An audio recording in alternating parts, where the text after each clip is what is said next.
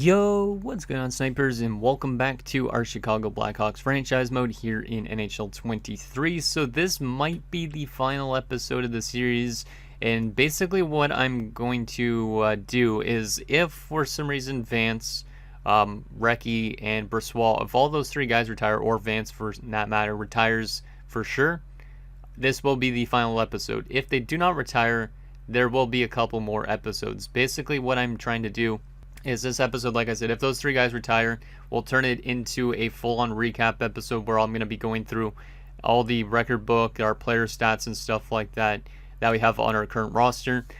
If they do not retire, basically this episode will be the entire offseason. Next episode, which is technically out on the Friday, will be the final season simulation, like regular season wise.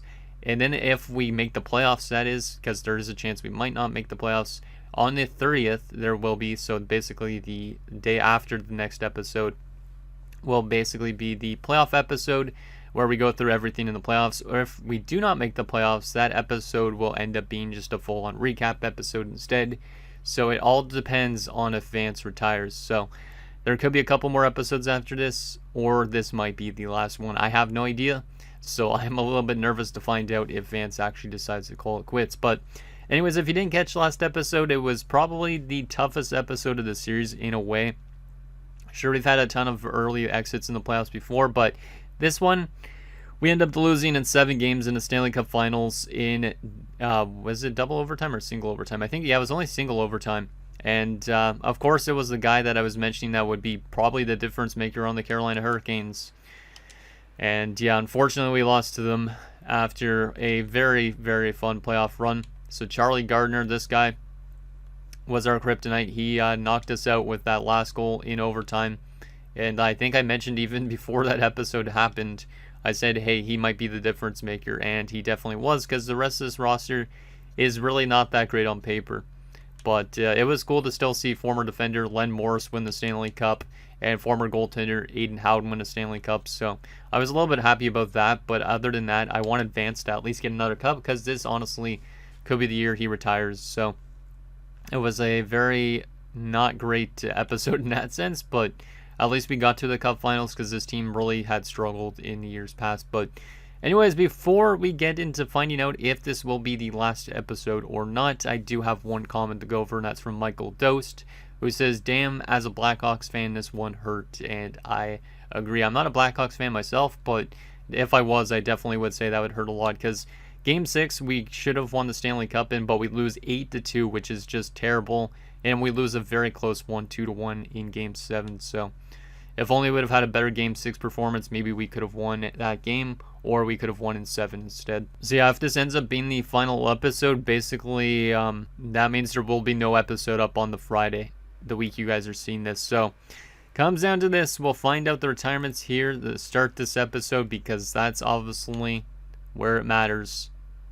Did Asher Vance, did Recchi, did Brossoit, all three of those guys retire? Because I think those are the only guys we were looking at that could retire, right?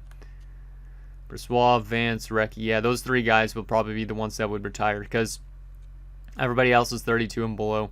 I'm kind of hoping in a way that they do retire, because I honestly don't really want to go through another salary cap type of work with these type of guys and who I should be bringing back. So I'm really hoping this might be the last episode, but at the same time, obviously, if we have one more season of Vance, I can't really complain too much. So, because obviously I want to see him get to 1,000 goals, which he honestly could do next season if this ends up being the not being the last episode. So let's get to it and rip that Band-Aid off. I don't really want to do this, but I have to. So let's see. Did we have any retirements? We see the awards now. Actually, did we take a look at the awards last episode? I think we did. Maybe we didn't. Maybe we didn't. I don't remember if we did. I feel like we did, but I could be wrong. Let's just go through this anyways. So yeah, obviously we lost in the Stanley Cup Finals. The Islanders won the President's Trophy. They've been a dominant team the last few years. And yeah, that was our first Cup Finals in probably 10 seasons. I can't even remember. Or more than that, actually. So Charlie Gardner did win the Art Ross second straight year. He also won the Hart. Langlaw, who we could have brought in a few years back, where we tried to potentially, instead of Jokela, won the Norris for the second time in the last 4 seasons. Gavin McKenna, the Lady Byng. Bouchard, the Calder for LA. Gardner won the Conn Smythe. Yeah, we know about that. Melnick the Vezina.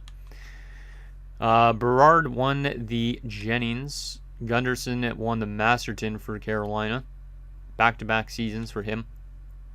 Pittsburgh's head coach won the Jack Adams. Nico Leishman won the Selke for the Devils. Gardner won the Lindsay and the Richard. Yeah, Charlie Gardner just had a crazy season, and if it wasn't for him, we would have won the Stanley Cup probably. Former player of ours, Demetrius Hart, won some AHL awards, so good on him. I'm pretty sure that's him at least. Even though it was like a few weeks ago that I recorded that episode that we lost to Carolina, that loss definitely hurts. Okay, now we got to rip off that Band-Aid. Is this the last year of Asher Vance, or will he be back for another season? He's sitting on like 960 something goals, I think, so he could hypothetically hit 1,000 goals if he decides not to retire. It's down to him. If the other guys retire, it's not that big of an issue, but if Vance retires, that's where I'm going to draw the line, basically, so to speak. So here we go. We don't care about the draft lottery because obviously we are not going to have a draft lottery pick anyways. Let's see. Retire players. Did Vance retire? He did not. He did not. We're going to do another season. We did lose Brossoit, it looks like. Let me go by each position here. But looks like we did not have Vance retire, which is crazy. So we will do another season. As I was kind of expecting would happen for some weird reason. But in terms of former players, Schiavello retires. We had Schiavello briefly, right? Yeah. Former backup Jim Schiavello. So there you go. Nobody else there. Actually, Artukin, was he a prospect of ours? No. Why do I recognize this guy's name? He played with Montreal. He played with us briefly. He did. I thought so. 7 games back in 2040. Briefly remember that guy. Defensively, Matthias Bernstrom retired in Toronto. So after his long tenure with us, he retires as a Toronto Maple Leaf. Wow. Over 1,500 games, 719 points. Most of them with us, but yeah, what a career Matthias Bernstrom had. He was probably one of the best defensemen we had in the series. He might make the Channel Hall of Fame, depending on what you guys are voting still, which honestly I don't think he would get in, but I honestly don't know. So there's Bernstrom. We could have also played him in the Stanley Cup Finals if Toronto would have gotten there. So there's Bernstrom. Salute to him.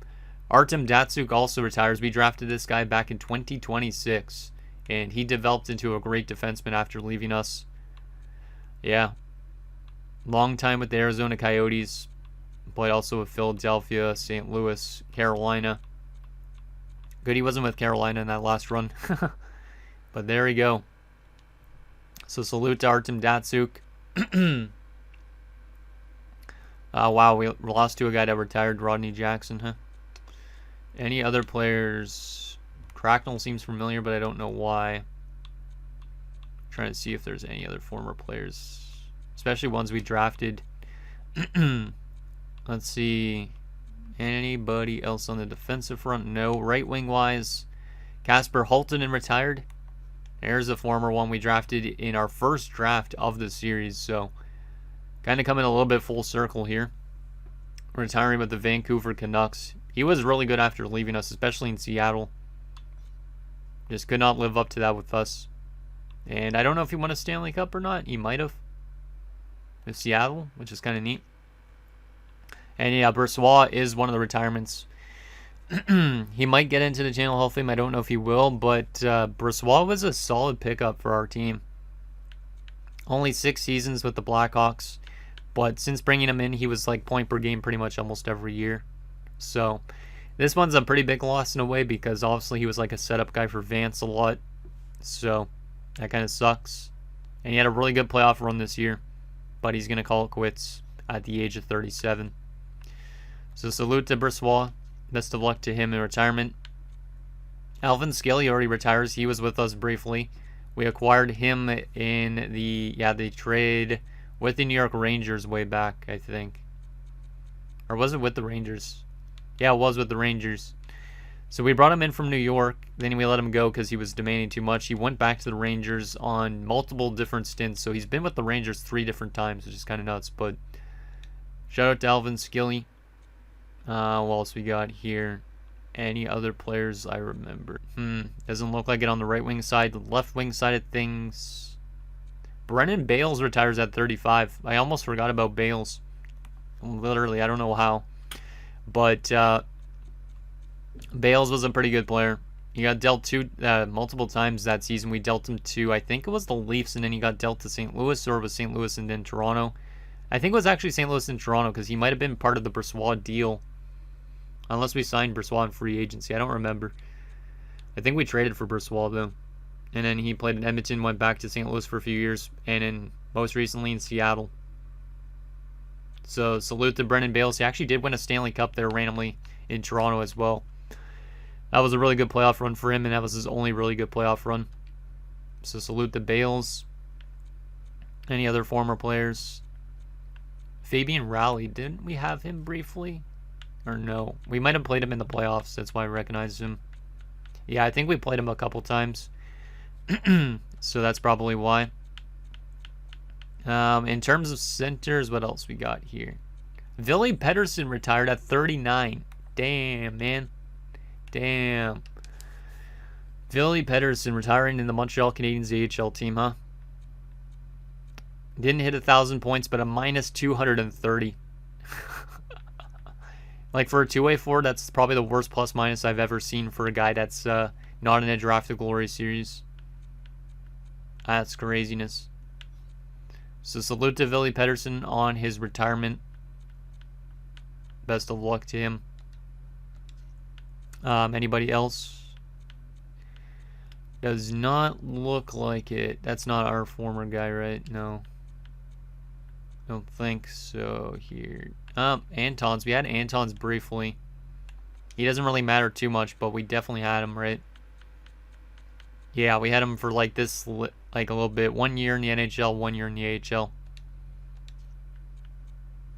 Oh, I thought that was Andre Drummond at first. I was like, why is he over here? Demetrius Hart retires after a great year in the AHL. Huh. So salute to Hart as well. Former Blackhawk. So that is it in terms of the retirements. So our only loss was Brossoit. We didn't even lose Recchi. Okay, well, at least we're back for another season. Coach retirement-wise, we did lose a coach. But we are going to still get through this entire offseason. Obviously, we don't care about draft prospects and all that stuff too much. But this might be a long episode again. So let's just go continue simulating. I honestly could just skip the draft, but might as well not. Let me take a look at the contract situation for a second. We have a lot of RFAs, so we'll be able to hold on to a lot of those guys. The UFAs, I don't know how much I'm going to be able to hold on to, but I want to keep this team competitive for the last season, obviously, so hopefully we can make it to the playoffs in a sense. But let's get into this draft, not that it matters too much. I don't even know if we have our first rounder, do we? 31st. Maybe I'll just make our first round selection in an auto sim depending on what's available at this point. As the franchise guy goes to the Jets. Oddly enough, that's probably going to be our next series. So Montreal and Tampa get their medium elite players.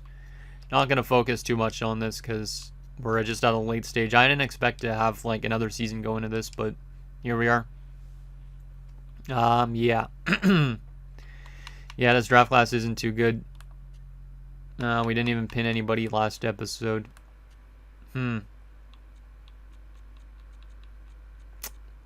Let's see.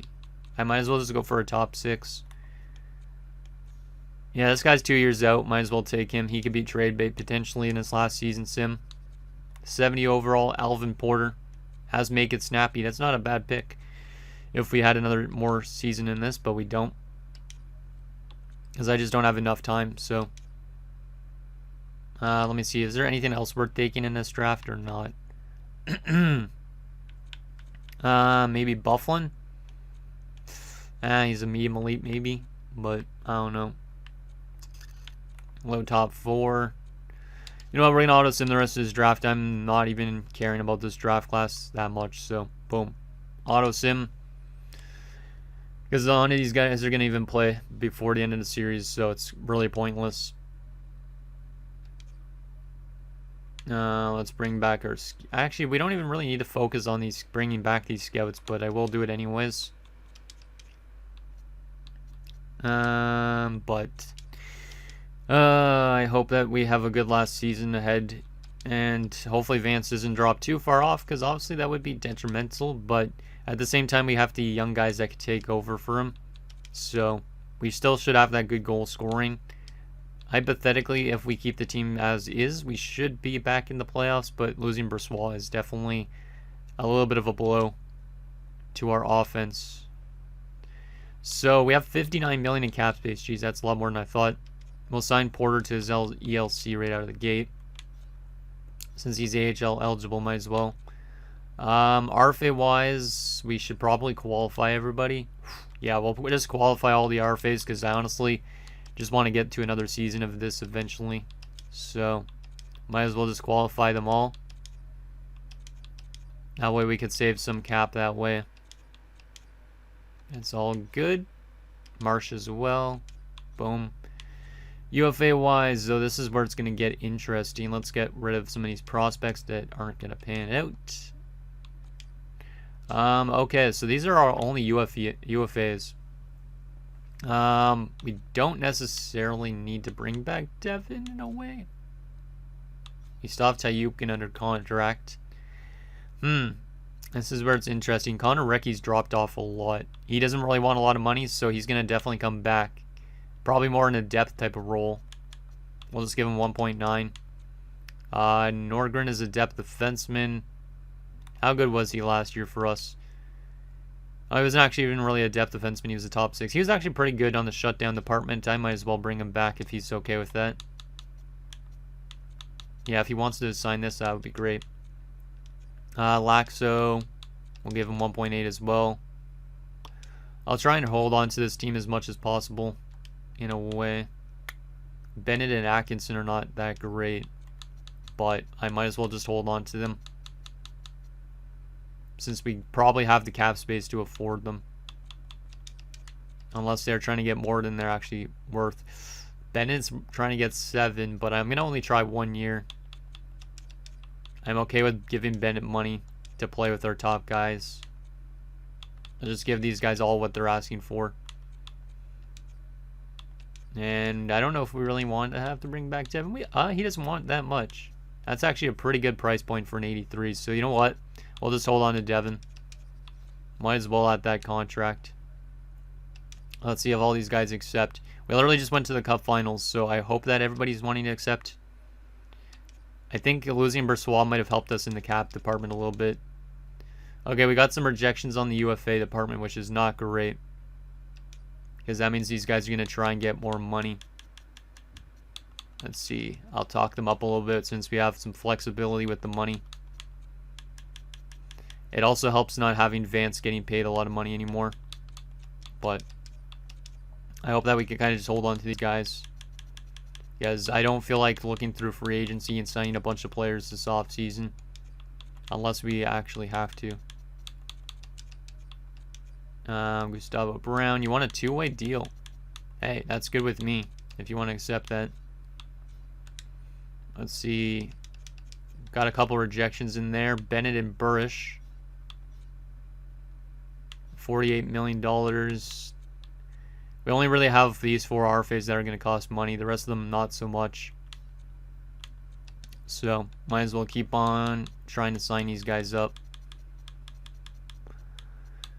$8 million for a year, and we'll do... Burish is pretty expensive. Like, you guys probably would be like, oh, why not let him go since he's only an 80 overall? I don't really care. $5 million is not really the end of the world. Both of them accepted. Perfect. We got $38 million. Coburn should easily be able to be re-signed. Same with Kelpinen, Brookbank, and then Fergon. These other guys are all going to be AHL kind of contracts. So we're good. We are good. Let's advance to free agency. So Cairns, Bertram, so the AHL kind of guys are already accepting, which is nice. Canzanello already accepts, which is nice. And what do we got here? Let's see. We still have $37 million, and we only have these guys to sign. See, if I was doing longer than 1 more year, I'd obviously be signing Coburn to like a max deal, but right now I'm not doing that. That's not a bad price point for Kapanen, to be honest. Brookbank on 5.4 is a lot. Yeah, these guys have been relatively expensive, but let's take a look at what we need here this offseason, if there's anything. We already got 2 goalies. We got 1, 2, 3, 4, 5, and then we have 6, 7. We have enough defensemen. Don't think we really need to bring in any defenders. We have 1. Oh, Girard's looking pretty nice. I hope Girard gets to the NHL this season. That would be cool, but we have 1 forward, 2, 3, 4, 5, 6, 7, 8, 9, 10. We could use more forwards, but we do actually also have the RFAs. So we have 10 forwards right now. We had these 2, we're at 12. So we kind of just need depth forwards. Yeah, we kind of just need some depth forwards, I think. That might be all we need, is just 2 depth forwards. Oh, wow, Greening is a free agent. God damn. Yeah, there's some good free agents. Don't get me wrong, I would bring in some of these guys, but we don't have the money. I don't think. Let's see. Is there any cool depth forwards to bring into the team? Fitzgerald. Will Fitzgerald. I like the face-offs on this guy. 20 goal scorer. Yeah, this guy's not bad. And he doesn't... Actually, he wants $4 million bucks. That's a lot. Can't give him $4 million, though. What about Untonen? Not great on the defensive department. Has okay face-offs. What about Nash? Better on the face-offs, more of a sniper, but 30 points last year is pretty nice without power play time. You know what? We're going to go for Ed Nash as one of the signings. We'll try and get him for a little bit more than he's asking for. And then the other guy we'll bring in is another depth forward here on the right side. We'll probably go for somebody more cheaper. I could go for McPherson potentially. He's a playmaker. I'd probably prefer a two-way forward if you have one game. Do you have any? Let's see, Sniper on there. Dylan Young's a RFA at the moment. Any two ways that are interesting? Abdelkader's a two-way. I'm pretty solid on the defensive front of things, but not the best. Maybe I'll look at left wingers instead of right wingers. Just want to find somebody that can maybe just slot in bottom six if there's injuries. Kudobin is the perfect guy. He's only played 202 NHL games, 52 points. It's not bad in his career. He's 25 years old and he's already let go of. Let's give them both 2 years. $900,000 is a great deal, so might as well. Okay, so those are going to be probably our only signings this offseason, aside from our RFAs that are still undergoing their contract disputes. I am excited. Oh, Fred Brookbank has been offered a 4-year deal by the Ducks. God damn, man. I'm going to have to pay him that. Anaheim's trying to hold me accountable, but I'm not going to let him just go for a second-round pick. We're going to have to match that. So maybe I should sign my RFAs already if they're going to get contracts sent out. Because or else we might get cap-stricken here. 10 mil. How much are you again? 6 mil. We have the cap space to bring them all back already. We'll do that. Might as well. I know it's a bit early to do that, and I'm just going to give them exactly what they're wanting. I know it sets us up for a bad cap spot for what would be future seasons, but we're at the stage where we just want to have our team set up and ready to go for next year. So, there we go. Fergon has accepted. Same with Coburn and Kapanen. That's huge. And we should have still cap space available, too. Yeah, we still have $16 million in cap space, but we already got like a full team, which is kind of nuts. Yeah, we got our 7 defenders. Forward-wise, we got 1, 2, 3, 4, 5, 6, 7, 8, 9, 10, 11, 12. And then you have like Nash, Recchi, still 13, 14. Yeah, we have more than enough. Technically, we are a little bit low still on good forwards, though, is the only problem. So maybe I should look at bringing in somebody else good, but I might just leave that for next episode. If you guys think we should look at anybody in potential. Trying to see if there's anything I like. Gavin McKenna's really good, we know, in the series, but I don't really see him as a player we need.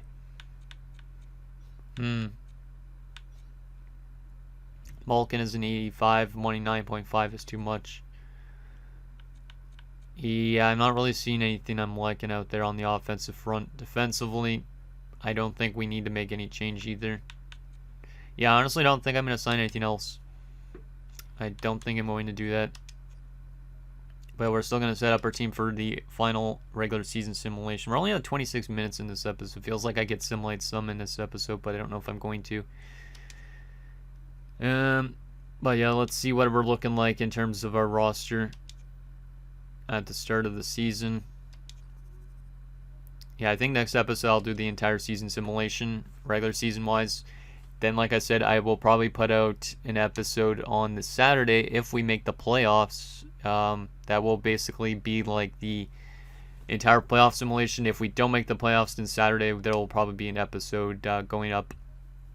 That will just be like a recap on everything, because I know you guys want to take a look at player stats and the record book and all that. So we'll definitely have to find time to do that. But if we make the playoffs on the Saturday episode, we'll probably have to combine that with the recap episode, so that might be an extra long episode depending on if we go far in the playoffs again, which honestly could happen because we do have a lot of good young talent on this team still, but we also have a lot of older guys that are on the decline, so I don't know if losing Brossoit is going to hurt our team a lot. We should have probably maybe looked for a replacement for him, but I don't really know. Carolina was trying to trade me Len Morris there, which is funny. Oh yeah, we have Hanzu, so maybe we didn't even need to bring Devin back. We could still look to trade Devin, so maybe that's something we do for next episode. Because I completely forgot about Hanzus. It's kind of funny that we're trying to get offered Len Morris. So one of our prospects for a third and a fourth. What the heck is this? That seems weird. Sucks that we're not going to be able to go right till the very end of the series, but obviously I'm very excited for NHL 24 to get into the content for that. So, okay, let's get our lineup set up here. Let's see what we got. So, Khudobin and Laxo. Whoa, who's Khudobin? Oh, did I sign this dude? Yeah, this is the dude I signed. Okay, I was like, who the heck is this? Man, I'm so out of it right now. So let's go with Vance on the third line, because you guys were saying about not having Vance that high up in the lineup anymore. So, boom, something like that. Hawley's pretty good now. Brookbank up. Recchi has dropped off a lot. He might have to be scratched partially this season.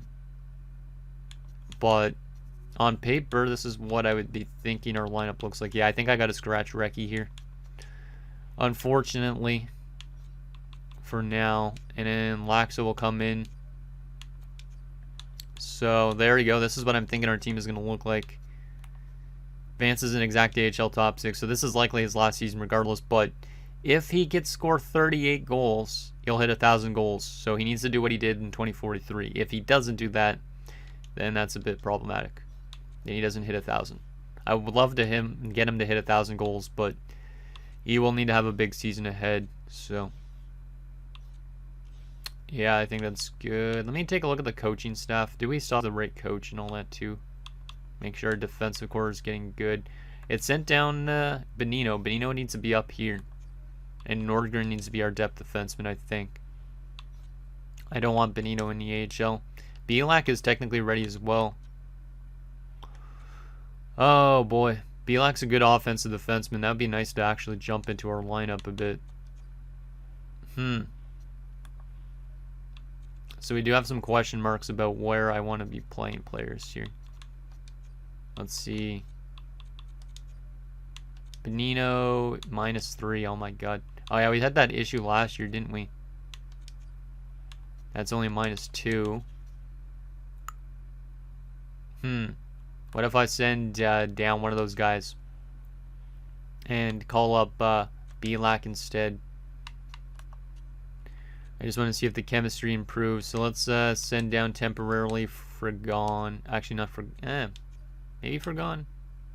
I'll send down Norgren for the temporary swap. Let's see. I honestly don't know how good this team's going to be this year. But, yeah, Belak might get into our lineup this last season. -3 again. Jeez, man. Yeah, I wish I could get rid of this -3, which I can't really. We might have to look for a new coach to start next episode. I honestly think I might try Belak up here for the season just because he's an OFD. But the thing is, oh, that's the only way to get rid of the minus. But I don't want Carter being down there. That's the only problem. But it honestly might have to happen. And then we play Belak as a top defenseman, which would be kind of weird, but would also give him a lot of ice time to be really good. Yeah, something like that could work. Two righties next to each other. Actually, they're both lefties that are on the right side for some reason. Yeah, I might be okay with that as their defensive core. And that is their goaltending. Not the best chemistry on the offensive side of things.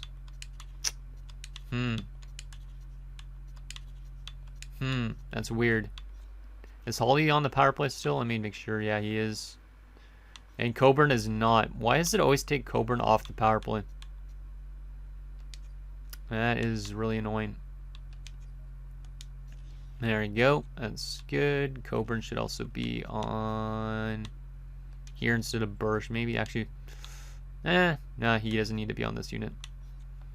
I might look for a new coach, though, to be honest. Let's take a look at some of the coaching options out there right now. Don't care about the AHL too much at the moment. But let me just take a look and see if there's a coach out there that might help us with our chemistry a bit more. Because right now it's only a +1 on the offensive front. Matthew Nave is the one that we have right now. Only 56% team fit. That's not the best. We do already have Zach Parise apparently as our assistant. Did the AI bring him in, or did I bring him in? I honestly don't remember for some reason. We already have an NHL goalie coach too. Jeez. Let's see for a second if there's anything maybe out there better coaching wise. Not really.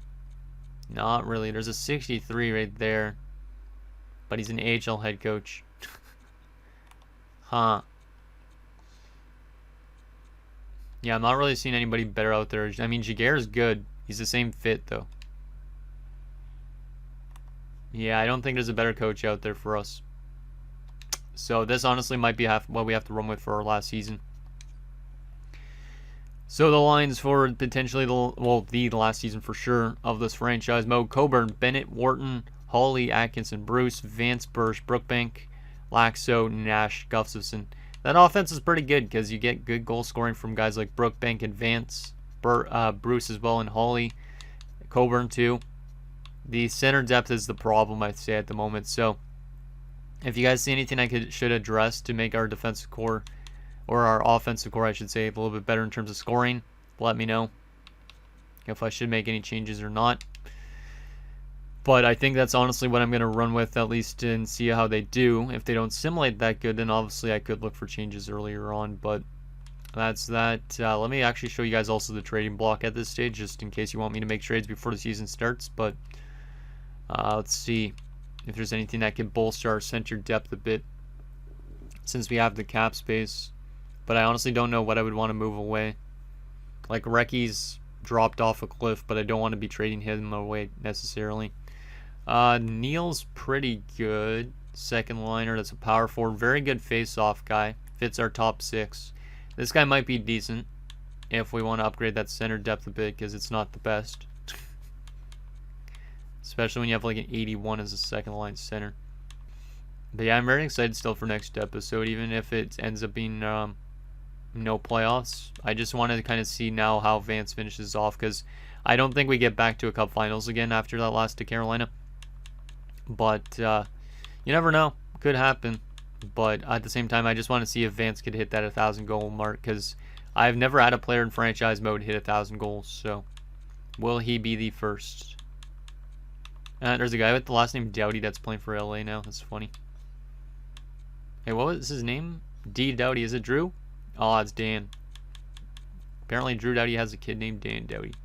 Dan Doughty. What a name. Anything interesting? Not really so far. Not really. Except for that guy we were looking at the beginning. Culp probably doesn't take face-offs. He's also very expensive in terms of money, but we honestly shouldn't really care about the money at this stage if we want to try and win something. Dagenet is good. Dagenet is pretty good for sure. Very good face-off man and a playmaker. Is that contract worth it? Does he play good? Decent. 67 points last year, though, on a non-playoff team, probably. I just don't want to sacrifice the young guys at the moment, so that are on our roster. But we could move prospects in the system for sure. So there is almost all of that. Didn't really see anything out there that could help us out center-wise, because our center depth might be one of still the better ones in the league. Probably not, but so yeah, the only guy I would probably trade for if I was looking at centers to trade for would probably be this Neal guy, since he's on a 1 year left. The thing is, I don't know if he'd be worth what they'd ask for him. Let me just go to find trade and see. Let's see. What would you guys want for Neal? Let's see. A second rounder, Nordgren. That's not bad considering we just sent Nordgren to the minors, I think, right? We don't need Nordgren. There's also Fergon in a third, which obviously we could move Fergon if we want to. Or Omen, who's in the AHL. And then there's Blue in the prospect, straight up for Neal.